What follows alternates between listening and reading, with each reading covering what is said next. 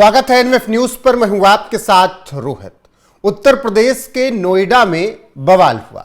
मजदूर सड़कों पर उतर आए। उनकी कुछ मांगे थी। उन मांगों को सरकार ने तत्काल प्रभाव से मान भी लिया और कई मांगे पूरी कर दी गई। फिर भी उसके बाद सोमवार के बाद मंगलवार को भी कई जगह पर पथराव हुआ। जो भी साजिश रची गई उसके खिलाफ प्रशासन ने कहा कि एक्शन लिया जाएगा। लेकिन इस बीच राहुल गांधी काफी खफा हैं।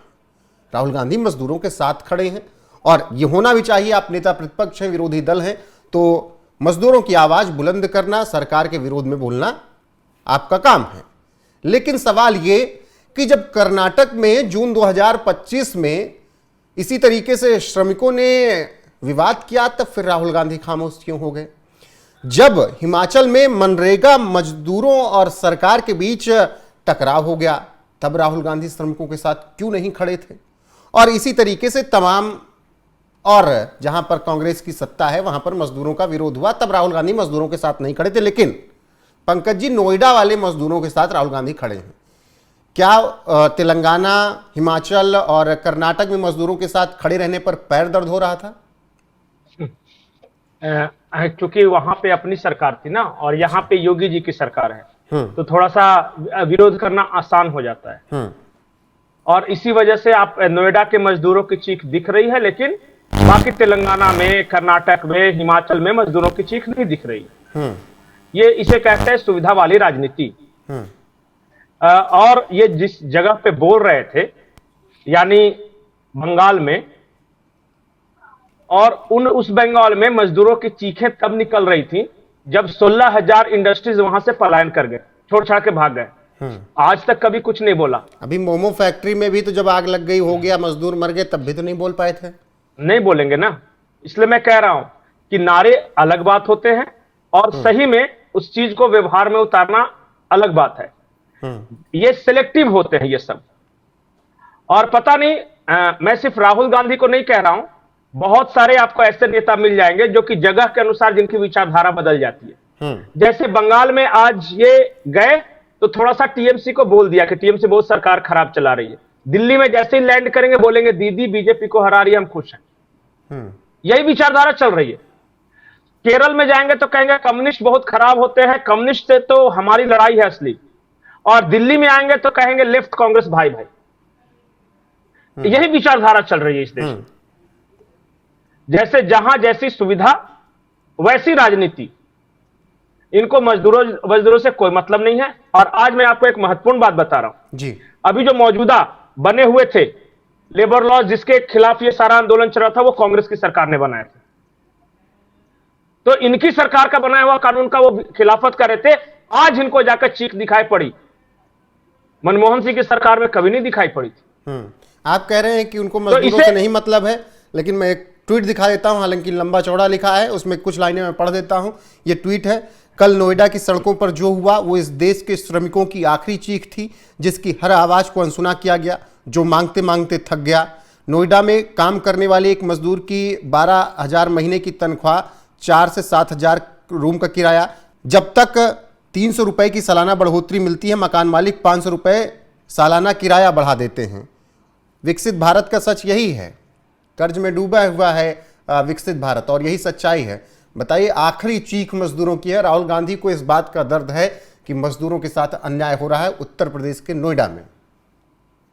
अच्छा, एक बात बताइए, ये कह तो रहे हैं कि 12 से 13,000 नोएडा में है। जरा पता कीजिए कि तेलंगाना में कितना है, हैदराबाद में। जरा पता कीजिए कि बेंगलुरु में कितना है मजदूरों का। अगर मैं बता ही देता हूं, तेलंगाना में 15 से 16,000 रुपए मासिक का है। कर्नाटक में ये 17 से 18,000 रुपए पहुंचती है, और हिमाचल में ये 12 से 15,000 के बीच। बिल्कुल। अब बताइए, जिस हरियाणा में कल ये सब हंगामा कर रहे थे, फूंक रहे थे, वहां 19,000। और वसी हरियाणा से थोड़ा बगल में हिमाचल में चले जाइए तो 12,000। लेकिन आंदोलन हो रहे हैं बीजेपी वाली सरकार में, क्योंकि शोषक बीजेपी है और ये है गरीबों के मसीहा। मैं बार बार ये बोल रहा हूं कि इस देश में अगर ये सारे जो मजदूर यूनियन बने हैं या मजदूर नेता निकले हैं या समाजवादी विचारधारा, कम्युनिस्ट विचारधारा, वो कांग्रेस के खिलाफ निकले, क्योंकि कांग्रेस बुजुर्गुआ पार्टी थी। और आज जब ये विपक्ष में है तो देखिए, और मैं आपको गारंटी के साथ बोल देता हूं कि ये राहुल गांधी ने खुद से नहीं कहा होगा, उनके आसपास जो लेफ्टिस्ट घूमते रहते हैं उन्होंने जरूर पर्ची थमाई होगी। और यही सच्चाई है इस देश का। देखिए, इस देश में मुद्दों के लिए कोई नहीं लड़ता। ये हिंसा हुई तो उनको मजा आ गया, उनको पॉलिटिक्स करना है। ये सारे कम्युनिस्ट लोग जो थे, उन लोगों ने हिंसा फैलाई थी, तो राहुल गांधी को मजा आ गया कि इनके स्कूल ऑफ थॉट्स के लोग सारे हिंसा में शामिल थे। राहुल गांधी कंप्लीटली लेफ्टिस्ट बनने के कगार पर है, अराजक लेफ्टिस्ट। मैं बार बार ये बोलता हूं, हालांकि प्रधानमंत्री नहीं बोलेंगे खुद से, लेकिन जो अर्बन नक्सल्स की बात गृह मंत्री जी करते हैं, उन सारे के सारे अर्बन नक्सल्स आज राहुल गांधी के सपोर्टर हैं, सारे के सारे। नॉट इवन सिंगल ऐसा मिलेगा जो किसी दूसरे का हो। इस देश में सारे अर्बन नक्सल्स आज राहुल गांधी के समर्थन में। मतलब राहुल गांधी नोएडा के मजदूरों के लिए आवाज उठा दें तो फिर आप लोग इस तरीके से सवाल उठाने लगते हैं, कांग्रेस कहती है। नहीं, आवाज उठाए ना, आवाज उठाने में कोई दिक्कत नहीं है, लेकिन जरा पता कर लीजिए कि राहुल गांधी का खुद का लाइफस्टाइल जमींदार की तरह, मालिक की तरह है कि नहीं। क्या वो आम आदमी के साथ मिलते जुलते हैं, घूमते फिरते हैं? और एक नहीं, कई नेता आपको बताएंगे कि इस आदमी के साथ अपॉइंटमेंट लेने में 3-3 महीने लग जाते हैं। ये लड़ेंगे गरीबों की लड़ाई।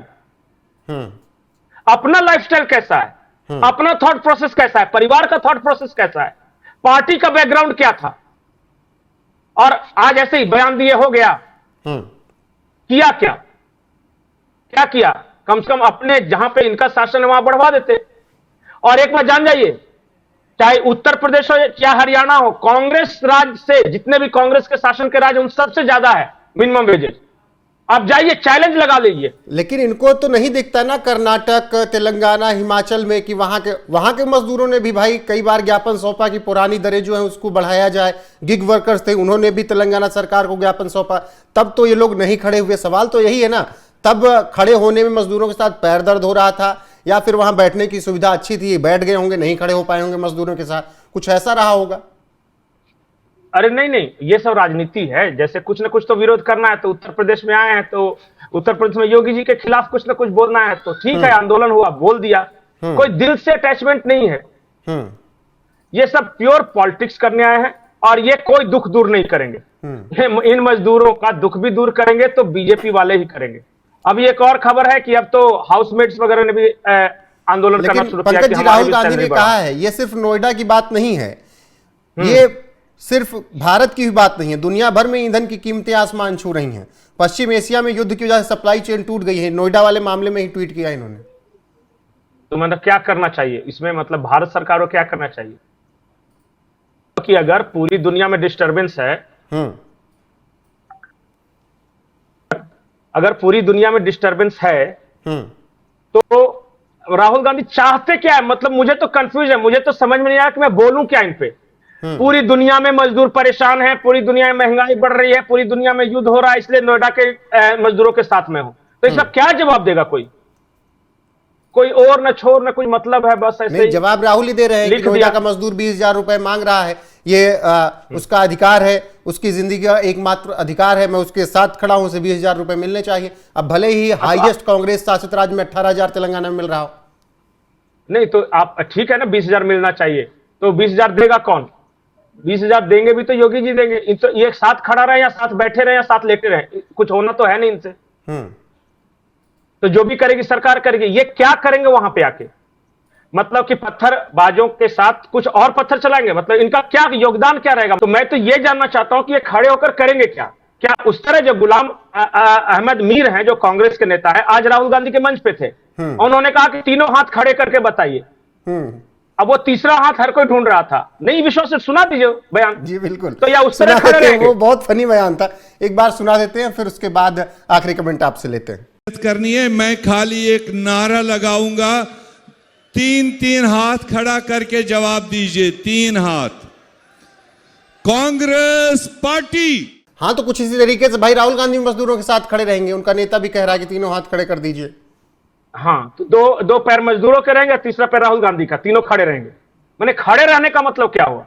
मैं तो ये जानना चाहता हूं कि आप उन मजदूरों के लिए क्या कीजिएगा। और हाँ, सेट एन एग्जाम्पल। आप बोलिए कि देखिए नोएडा के मजदूरों, हमारी सरकार ने हमारे राज्य में बढ़ा दिया, तो मजदूर यूनियन जिंदाबाद, तब न समझ में आए। तो खाली बयान देके थोड़ी ना हो जाएगा।